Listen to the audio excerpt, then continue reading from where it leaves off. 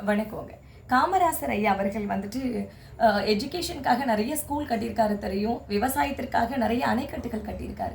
எத்தனை தொழிற்சாலையை உருவாக்கியிருக்காரு பாருங்க. ஒரு தனி லிஸ்டே இருக்குங்க. பெரம்பலூர்ல இருக்கக்கூடிய ரயில் பெட்டி தொழிற்சாலை, நெய்வேலியில் இருக்கக்கூடிய லிக்னைட் கார்ப்பரேஷன், அதுக்கப்புறம் திருச்சியில் இருக்கக்கூடிய பெல் நிறுவனம், நீலகிரியில புகைப்பட சுருள் தொழிற்சாலை, கிண்டி மருத்துவ சோதனை கருவி தொழிற்சாலை, மேட்டூர் காகித தொழிற்சாலை, நெய்வேலி ஊட்டி இதில் வந்துட்டு மின் வெப்ப திட்டம் இதெல்லாம், அதுக்கப்புறம் ஸ்டீல் தொழிற்சாலை அரக்கோணத்தில், சமயநல்லூரில் வந்துட்டு அனல் மின் நிலையம், இத்தனை தொழிற்சாலையும் தொடங்கப்படுவதற்கு காரணமாக இருந்தவர், தொடக்கி வைத்தவர். இது எல்லாத்தோட கிரெடிட்டும் கோஸ் டு ஐயா அவர்களுக்கு தான் இல்லையா? நன்றி. இன்னும் ஒரு விஷயம், ஐயா அவர்களுடைய பிறந்த நாள் இறந்த நாள் வரப்போ மட்டும்தான் இதை பற்றி பேசணும் அப்படின்றது கிடையாது. வீட்டில் இருக்கக்கூடிய குழந்தைகளுக்கு இந்த மாதிரி நல்ல தலைவர்களை பற்றி பேசுங்க, தெரிஞ்சுக்க சொல்லுங்க. நன்றி.